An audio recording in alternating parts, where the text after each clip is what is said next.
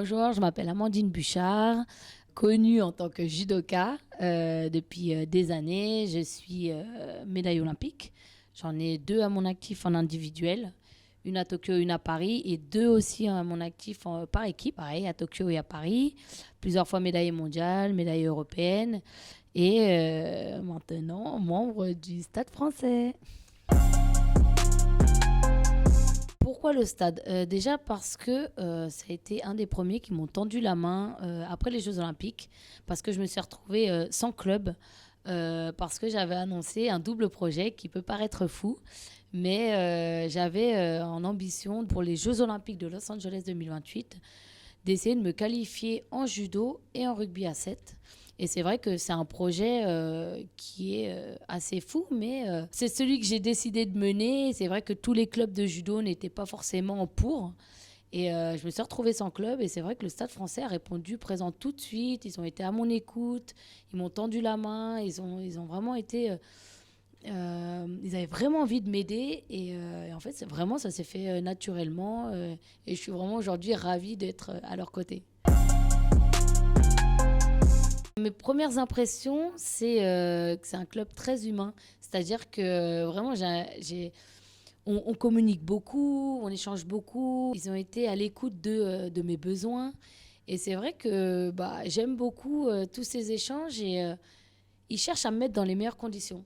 Et ça, c'est ce que j'apprécie énormément et je suis trop contente d'y être. Vraiment, ça m'a boosté là pour les semaines et mois à venir. Et je suis fière. Je suis très, très fière. J'ai eu la chance qu'à Paris et à Tokyo, il me semble, les dates des épreuves de judo et de rugby étaient différentes. C'est-à-dire que ça ne tombait pas les mêmes jours. Et moi, dans un passé, j'ai fait du rugby, j'en ai fait 4 ans et j'ai dû arrêter parce que je suis rentrée en structure de haut niveau de judo. Là, c'est vrai qu'avant les Jeux Olympiques, j'ai eu un petit coup de mou parce qu'on avait beaucoup de pression. J'avais beaucoup d'anxiété par rapport à l'arrivée des Jeux Olympiques et j'ai eu besoin d'une activité ressource. J'en ai parlé avec ma psychologue et mon préparateur mental. Ils m'ont dit, il te faudrait une activité ressource, quelque chose qui te fait du bien. Et en fait, j'ai pas hésité. Je dis, le rugby. Et c'est vrai que j'ai recommencé le rugby en janvier. Et en fait, ça a été vraiment une illumination. Je me suis dit, wow, qu'est-ce que ça m'avait manqué. Et de là a fleuri cette idée de, je prends tellement de plaisir, ça me fait tellement du bien, pourquoi pas plus? Parce que voilà, j'ai toujours baigné dans le haut niveau, dans la recherche de performance, dans se fixer des objectifs. Et ne serait-ce que jouer à la console ou faire un foot, un five avec mes amis, j'ai cette envie de gagner et de progresser. Et en fait, ça a été une évidence pour le rugby. Je me suis dit, écoute, why not? C'est pas les mêmes dates. Tu as eu l'habitude des Jeux Olympiques. Pourquoi pas essayer de te qualifier aux Jeux Olympiques en judo et en rugby? J'avais eu ce double projet il y a quelques années quand j'étais jeune. Après, j'ai été vite confrontée aux réalités du haut niveau. C'est-à-dire qu'en étant jeune, c'était très compliqué de faire une carrière de haut niveau dans les deux sports. Surtout que j'avais encore rien prouvé dans le judo. Il fallait que je progresse et il fallait que je passe par différentes structures et c'était pas possible de pouvoir allier les deux. Aujourd'hui, avec l'expérience que j'ai et le palmarès que j'ai en judo, je suis plutôt en fin de carrière de judo. Donc là, c'était l'opportunité et je me suis dit, en rugby, faut pas que ce soit trop tard non plus. Je vais pas attendre la fin de Los Angeles pour me lancer dans le rugby, c'est maintenant. Et c'est vrai que d'avoir cette légitimité dans le judo, je me suis dit, j'ai beaucoup moins à prendre aujourd'hui dans le judo que dans le rugby. Donc oui, forcément, je vais continuer de m'entraîner, etc. Mais je vais avoir un peu plus de temps pour me consacrer à autre chose. Et ce autre chose, c'est le rugby. Ce qui va être super important déjà, c'est que alors que ce soit la Fédération française de judo, la Fédération française de rugby ou mes clubs, de bien communiquer.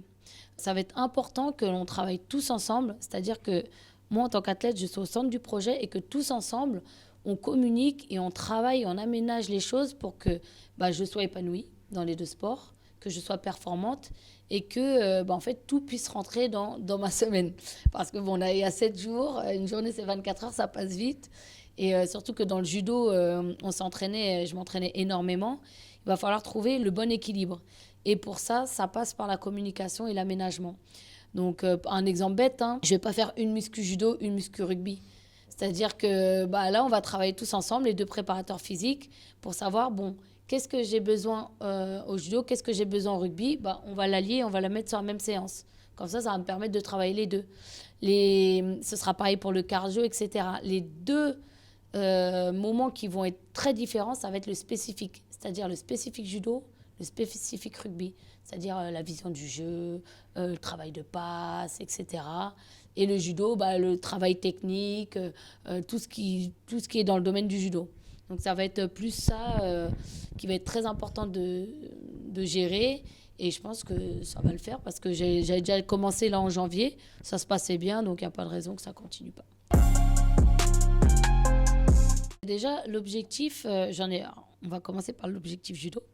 L'objectif pour 2025, ça va être championnat d'Europe, championnat du monde et master. L'avantage que j'ai, c'est que le championnat d'Europe, il va tomber vers les coups du mois d'avril. Donc, j'aurais eu l'opportunité de faire une bonne saison de rugby. Les championnats du monde, c'est l'été. Et le master, c'est juste un peu avant. En général, c'est en été aussi. Donc, ça, c'est cool parce qu'au final, les matchs, c'est en début de saison et début d'année. Donc, ça va être parfait, ça va matcher. Donc, ça, c'est trop bien.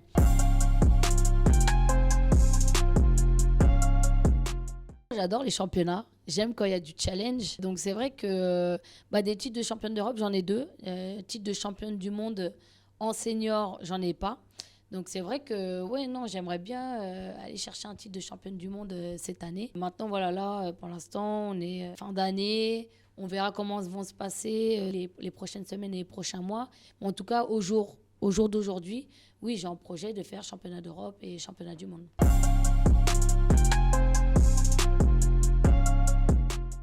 Franchement, cette journée était très très dure psychologiquement parce qu'en fait c'est un mélange de plein d'émotions.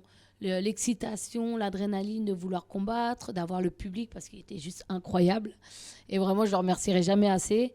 Mais aussi toute cette pression, cette anxiété de on doit performer, on doit gagner. On a l'impression de devoir quelque chose aux gens alors qu'en fait, ce qu'on doit, c'est à nous-mêmes par rapport à nos objectifs qu'on s'est fixés. Et ça, c'est vrai que c'était vraiment difficile. En plus de ça, c'est vrai que on est toute une équipe. Quand il y a des défaites pour certains, ça peut nous impacter. Donc, le plus dur, c'était de faire le tri un peu dans toutes ces émotions et de rester focus sur ce que je devais faire. Et c'est vrai que ça n'a pas été facile parce que j'étais dans un peu peur de perdre, peur de mal faire. Et ça m'a un peu bloquée dans ma journée. J'ai eu du mal à m'exprimer. Vraiment, contrairement à Tokyo, je n'ai pas profité de ma journée du tout. Vraiment, je l'ai subie. Mais par contre, je suis vraiment heureuse d'avoir retrouvé les ressources pour me remobiliser et repartir au combat.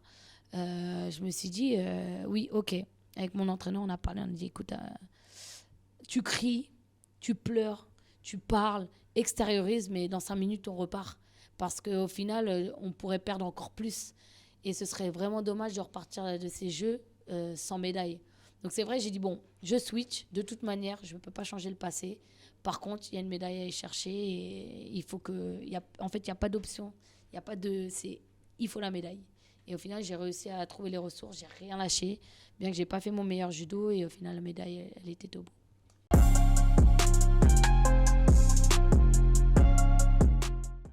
Franchement, oui. Parce qu'il y a l'enjeu. C'est une médaille aux Jeux Olympiques à domicile. C'est-à-dire qu'il y a très peu d'athlètes qui ont la chance d'avoir des Jeux Olympiques dans sa carrière à domicile. Il y a le fait que, oui, on s'est rencontrés pas mal de fois. Donc, elle a beaucoup travaillé sur moi. Donc, c'était aussi cette peur de elle peut me surprendre, elle peut me contrer, etc. Donc, c'est vrai que ça, c'était une crainte. Et puis, oui, on est en fin de journée. J'ai déjà fait 4 combats avant. Le corps, il est fatigué. Et oui, c'était très, très stressant. Très, très stressant.